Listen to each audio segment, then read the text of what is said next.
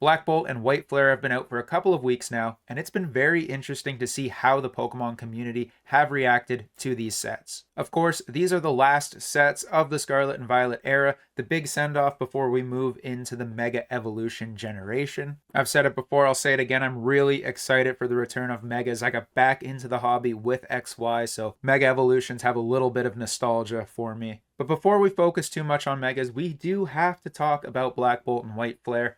In today's video, we're going to go over the top 10 singles from White Flare. We'll also be following up this video with the top 10 singles from Black Bolt. Figured we'd separate them a little bit. There's certain talking points on each set, but we'll get right into it with number 10. We've got the Chandelure Illustration Rare. Of course, there are a ton of illustration rares. There's about 130 combined between the two, so give or take 65 per set. Got some quick math going on there. But Chandelure, dude, this card is really cool. I love Chandelure. We pulled the Litwick and the Lampent. Litwick and Chandelure being two of Maggie's favorite Pokemon, so of course we need this card, but I'm not going to be picking it up at $46. I think if you give any of these cards, except for the top few, any of these illustration rares, a couple of months, they're all probably going to go down. As I mentioned, there's about 65 in each set. But with pull rates being about 1 in 5, 1 in 6 on an illustration rare, and with the high likelihood of this set being printed and heavily available, similar to what we had with Crown Zenith, like Crown Zenith was pretty easy to find for a couple of years. I'd imagine it's going to be the same for Black Bolt. Of course, the Pokemon hobby is different than it was when Crown Zenith came out, but Pokemon is doing a good job of picking up printing and having product readily available. So $46, not bad. Of course, it's dropped a lot. Everything drops on release. I'd imagine it's going to keep trickling down and end up being like $30-$35 in, another month or two. We've got the Oshawott. I think this is one of the best cards in the set. I did a little, I guess I did a big tier list going over all the illustration rares.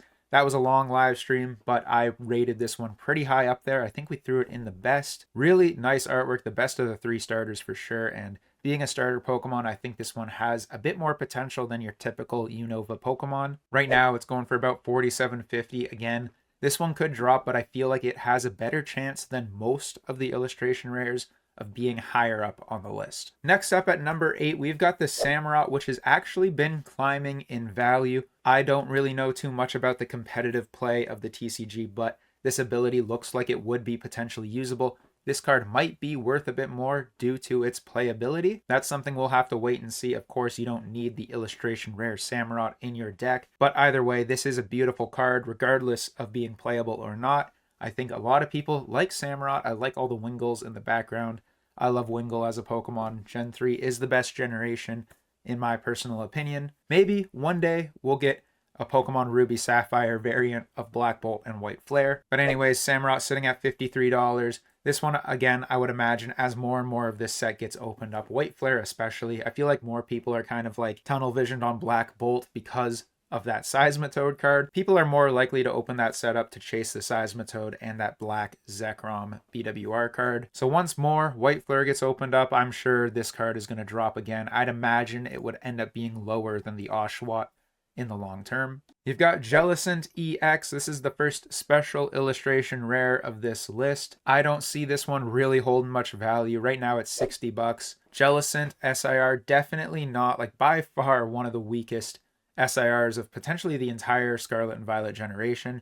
The artwork's okay, but as a Pokemon, I don't think anyone was, asking for a Chase Jellicent card. Could be a lot better. I think, look back at Destined Rivals, for example. I think every SIR, even that Yan Mega that no one really asked for, is better than this Jellicent card. So $60, I'd imagine this one will drop. I could see the Oshawott being higher on the list than Jellicent in the long term. Number 6, we've got the Keldeo Special Illustration Rare. This one has really nice color on it. I love the artwork, but it kind of falls to the situation I've seen with a lot of these cards in Black Bolt and White Flare. The background looks amazing, and then it looks like a Pokemon is just like slapped in the middle there. It's not super cohesive in terms of artwork, feels a little rushed. That's something we talked about a lot during my illustration rare tier list. It feels like probably a good 60 to 70% of the illustration rares, the background's cool, and you could just slap any Pokemon from Gen 5 into that artwork and just call it a day. That's kind of what they did. A lot of them don't even match the color schemes and whatnot of the backgrounds. But Keldeo's still a really cool card. I feel like there's definitely some Keldeo fans out there. Right now going for about about $71. Same thing as Jellicent though. I could imagine this one dropping. I doubt we'd ever see it over $100. Number 5 is the Hilda SIR. I think this is probably one of the better SIRs in the set. It's nice that she's got 3 of her signature Pokemon there. This card actually climbed back up. It dropped from release, of course. Like we all know, everything releases at a high price and then goes down pretty quickly. It's a race to the bottom, but this one quickly recovered. $86 right now. I think having the 3 Pokemon on it and Hilda being one of the more popular trainers from this generation, I'd imagine it's going to do pretty good. Again, I don't really see it climbing up too much on this list, but $86 I think is pretty solid for now. It could drop again even more. Of course, we're only 2 weeks into the release. Typically, cards bottom out between 3 to 6 months after release. I'd imagine this one will probably hit its low sometime around the new year. We've got the Hydreigon EX SIR. This card is really nice as well. I actually pulled this one. Pretty cool. Like, not necessarily my favorite card in the set. I feel like I'd rather the Pokemon have more focus. I actually like the Terra Hydreigon EX more. I think that one was from Surging Sparks. And of course, this one's dropped. It came out the gates at about $205 and now has been steady at about $94. I do think Hydreigon is cool enough of a Pokemon that it might maintain some sort of value higher up there. Don't know if it really warrants a value of $100, but I think it'll stay above 80 for a while, maybe hit its low at about $65, $70. Now, the best SIR of this set, the most expensive, honestly, I think the artwork is probably the best on this one as well, at least from this set. We've got the Reshiram SIR. Right now, about $215. It seems to be pretty steady there. It quickly dropped on release all the way down to about $200, but has been very steady since, between like $210 and $220. I think with it being more difficult to pull, of course, like the SIRs are always going to be more difficult to pull than the IRs. I have a feeling the Reshiram is going to stay a little bit more expensive and probably stay the most expensive SIR out of White Flare. The artwork is really good. I think the colors on it are great. Definitely a card I want. Like Reshiram, I never really liked Reshiram. I gotta be honest, I was not a fan, but sometime in the last couple of years it started to grow on me. I don't know if it's just because of all the different Reshiram cards I've seen out there. They've seemed to be printing quite a few of them, but artwork is great on this one. If it drops to like $150, I'd be surprised and I'd definitely be looking to pick it up at that price. Now, next up, we're in the BWR territory. Of course, these BWRs are the most expensive cards in both sets, not just White Flare, but Black Bolt as well, holding number 1 and number 2 in each set. My favorite of the 3, though, I guess technically 4, the Reshiram EX. This nice monochromatic white Reshiram looks amazing. It's one that I want so bad. I've actually ripped a lot more White Flare than I expected to. Just kind of trying to chase this. There's a lot of illustration rares I like in that set, but this card is the best for me.